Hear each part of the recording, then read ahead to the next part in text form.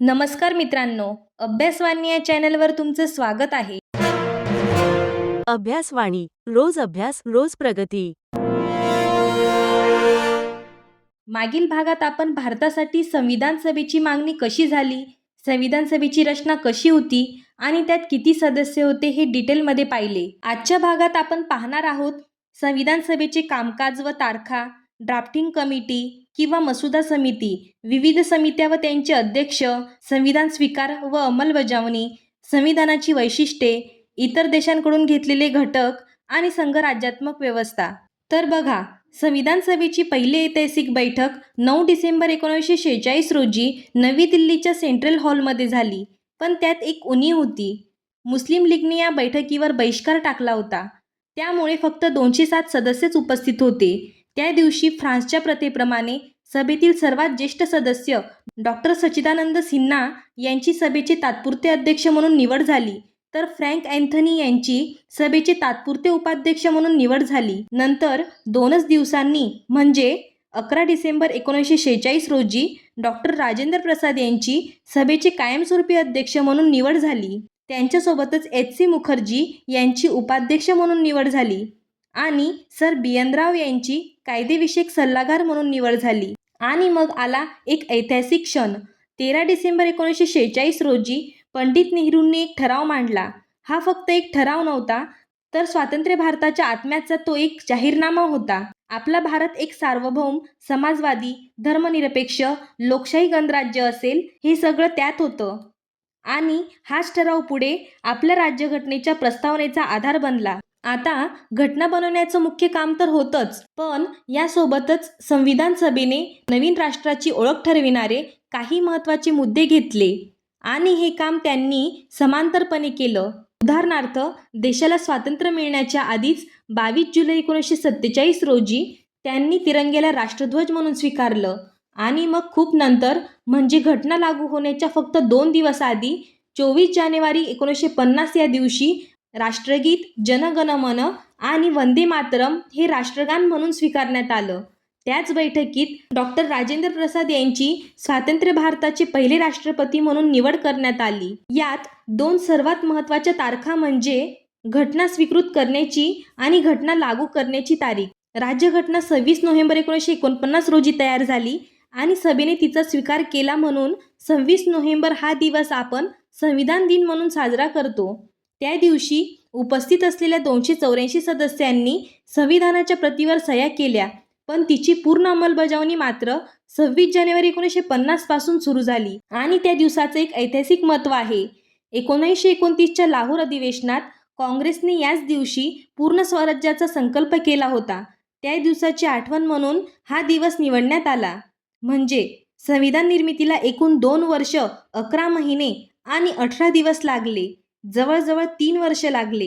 या काळात एकूण 11 अधिवेशने झाली आणि जवळपास 64 लाख रुपये खर्च आला.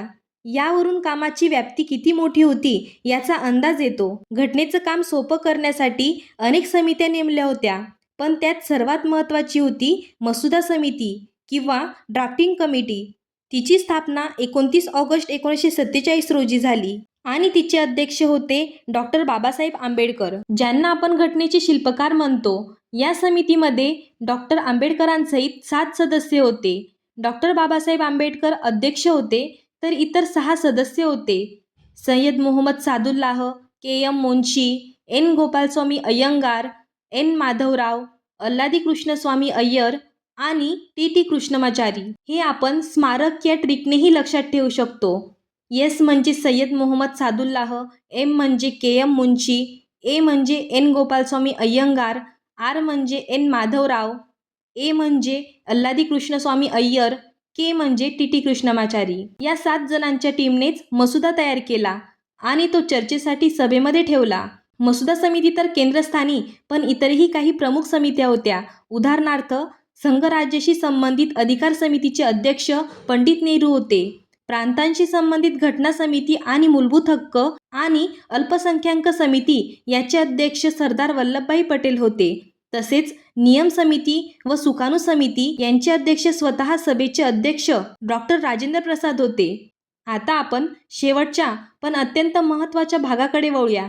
आपल्या घटनेवर अनेकदा उसनवारीचे पोतं अशी टीका होते, पण ही टीका पूर्णपणे चुकीची आहे. आपल्या घटनाकारांनी जवळपास 60 देशांच्या घटनांचा अभ्यास केला हे खरं आहे, पण त्यांनी तिथल्या तरतुदी आंधळेपणाने उचलल्या नाहीत, तर त्यांनी प्रत्येक गोष्ट भारतीय परिस्थिती लक्षात घेऊन त्यात बदल करून स्वीकारली.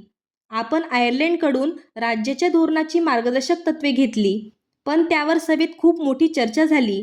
कारण काहींचं मत होतं की त्यांनाही मूलभूत हक्कांप्रमाणे बंधनकारक करावं, पण शेवटी घटनाकारांनी ठरवलं की नाही, ही तत्त्व सरकारसाठी ध्येय म्हणून राहतील, बंधनकारक नसतील, कारण त्यांना देशाच्या आर्थिक क्षमतेची जाणीव होती. आपल्या घटनेचा जवळपास 75% भाग म्हणजेच 2/3 भाग आपण 1935च्या कायद्यातून घेतला आहे. उदाहरणार्थ, संघराज्यीय योजना, न्यायव्यवस्था, लोकसेवा आयोग, आणीबाणीच्या तरतुदी, राज्यपालाचे पद आणि प्रशासकीय तपशील. आणि ब्रिटनकडून आपण संसदीय शासन व्यवस्था, कॅबिनेट व्यवस्था, द्विगृही संसद, कायदा करण्याची पद्धत, कायद्याचे राज्य आणि एकच नागरिकत्व या गोष्टी घेतल्या.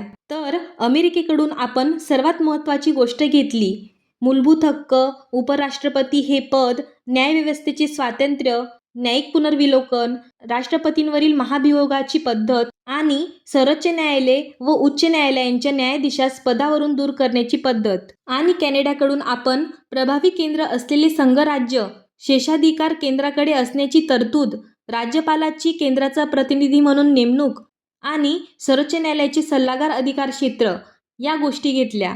तर आयर्लंडकडून आपण राज्य धोरणाची मार्गदर्शक तत्त्वे, राष्ट्रपतींच्या निवडणुकीची पद्धत आणि राज्यसभेवर काही सदस्यांची नामनिर्देशन या गोष्टी घेतल्या. जर्मनीकडून आपण आणीबाणीच्या काळात स्थगित करण्याची तरतूद घेतली. तत्कालीन सोव्हिएत युनियन म्हणजे रशियाकडून आपण मूलभूत कर्तव्य, प्रास्ताविकेतील सामाजिक, आर्थिक व राजकीय न्यायाचा आदर्श घेतला. तर ऑस्ट्रेलियाकडून समवर्ती सूची, संसदेच्या दोन्ही सभागृहांची संयुक्त बैठक आणि व्यापार व वाणिज्याचे स्वातंत्र्य घेतले. आणि फ्रान्सकडून गणराज्य, प्रास्ताविकेतील स्वातंत्र्य, समता व बंधुता ही 3 महान मूल्ये घेतली.